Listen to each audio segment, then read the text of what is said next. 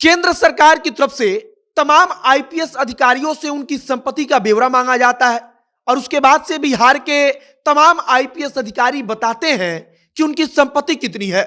सबसे पहला पॉइंट सुन लीजिए कि बिहार के सारे आईपीएस अधिकारी करोड़पति हैं और सबके पास करोड़ों की संपत्ति है।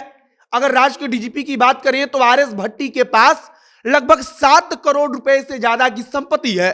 और जब आईपीएस अधिकारियों की बातचीत होती है तब इस बात को याद रखना जरूरी है कि इसी बिहार में कई बार जब छापेमारी होती है तब आईपीएस अधिकारियों के घर से, आईपीएस को छोड़ भी दीजिए तो आईपीएस के रैंक के नीचे के अधिकारियों के घर से इतनी संपत्ति बरामद होती है कि मशीन से नोटों को गिनना पड़ता है। कहने का मतलब है कि केंद्र सरकार के पास जो डेटा है और जो आंकड़ा आईपीएस अधिकारी पहुंचाते हैं वह कागज के हिसाब से तो ठीक रहता है, लेकिन यह बात भी हर कोई जानता है कि अधिकतम आईपीएस अधिकारियों के पास इतनी संपत्ति है कि उसका अंदाजा भी आप नहीं लगा सकते। फिलहाल राज्य के डीजीपी के पास 3 करोड़ से ज्यादा की अचल संपत्ति और इसके बाद भी उनके पास, अगर हम पुश्तैनी आवास को उनके चंडीगढ़ वाले को छोड़ दें तो उसके बावजूद भी उनके पास लगभग 4 करोड़ रुपए के मकान है और यह केवल और केवल अचल संपत्ति की बात है। आगे हम आपको सब कुछ बताएंगे कि बिहार के आईपीएस अधिकारियों ने क्या कुछ बताया है। बाकी नमस्कार, मेरा नाम है मोहित कुमार सिंह और आप देख रहे हैं हमारा विशेष कार्यक्रम एक्सप्लेनर।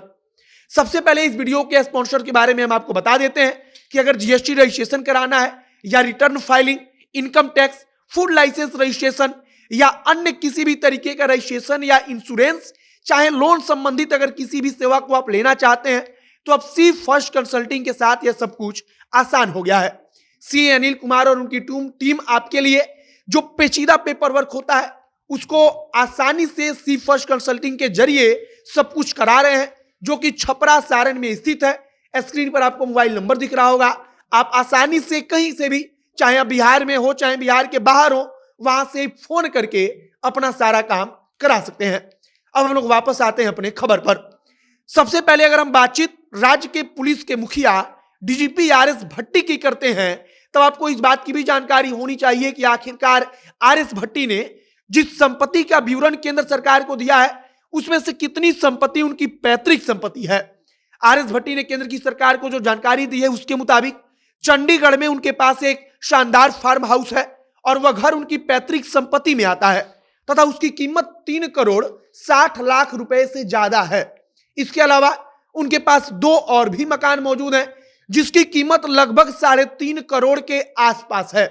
अब हम सबसे पहले बातचीत करें कि आखिरकार केंद्र सरकार तमाम आईपीएस अधिकारियों से हर साल के 31 जनवरी के पहले उनकी प्रॉपर्टी का विवरण क्यों मांगती है। तो इसका जवाब है कि केंद्र सरकार इस बात पर नजर रखती है कि आखिरकार किसी भी आईपीएस अधिकारी के संपत्ति में कितनी बढ़ोतरी हो रही है। और इसका एक फायदा यह भी है कि अगर भविष्य में कभी भी गड़बड़ी होती है तब सरकार सीधे तौर पर उस आईपीएस अधिकारी से पूछ सकती है कि अगर आपने खुद सरकार को बताया था कि आपकी संपत्ति 5 करोड़ है या 10 करोड़ है, तब छापेमारी के वक्त या फिर जांच पड़ताल के दौरान इससे कई गुना ज्यादा संपत्ति कैसे मिल गया।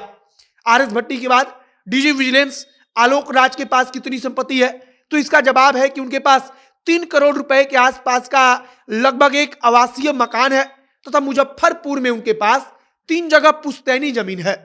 और उसमें बताया गया है कि पुश्तैनी जमीन का मतलब कि उसमें उनके भाइयों का भी हिस्सा है। जो आईपीएस अधिकारी बिहार के हैं उनके पास बिहार में जमीन या फ्लैट है, लेकिन जो आईपीएस अधिकारी तेलंगाना के हैं या किसी दूसरे राज्य के हैं उनके पास उनके अपने गृह राज्य में भी करोड़ों की संपत्ति है। और सबसे खास बात की जमीन और फ्लैट खरीदने के मामले में हमारे आईपीएस अधिकारी आगे हैं।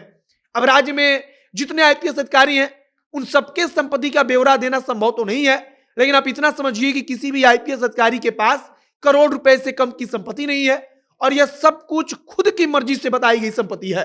मतलब कि उन्होंने खुद से माना है कि उनकी संपत्ति इतनी है, इसमें उनका पैतृक संपत्ति सब कुछ जुड़ा हुआ है। अचल संपत्ति की वो बातचीत कर रहे हैं।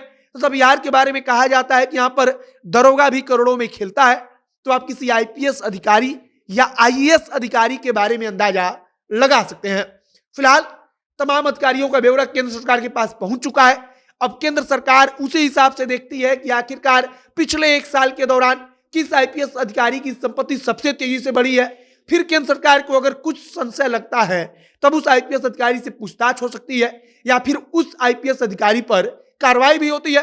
फिलहाल बिहार में चाहे छोटा रैंक का कोई आईपीएस अधिकारी हो, छोटा रैंक मतलब कि चाहे कोई एसपी हो, चाहे कोई एसपी से बड़ा पद पर हो, चाहे कोई एसपी से छोटे पद पर हो, लेकिन तमाम आईपीएस अधिकारी करोड़पति हैं और जमीन और फ्लैट के मामले में सारे एक दूसरे से बढ़कर हैं। बाकी आपकी इस पर प्रतिक्रिया क्या है, कमेंट बॉक्स में लिखकर बताइएगा। आगे जो भी नई जानकारी, जो भी नया अपडेट आएगा, सब कुछ हम आप तक पहुंचाएंगे। वीडियो यहीं पर समाप्त करते हैं। आपकी प्रतिक्रिया बताइएगा। कैमरे से विशाल खड़े हैं और मैं मोहित कुमार सिंह। बहुत बहुत धन्यवाद।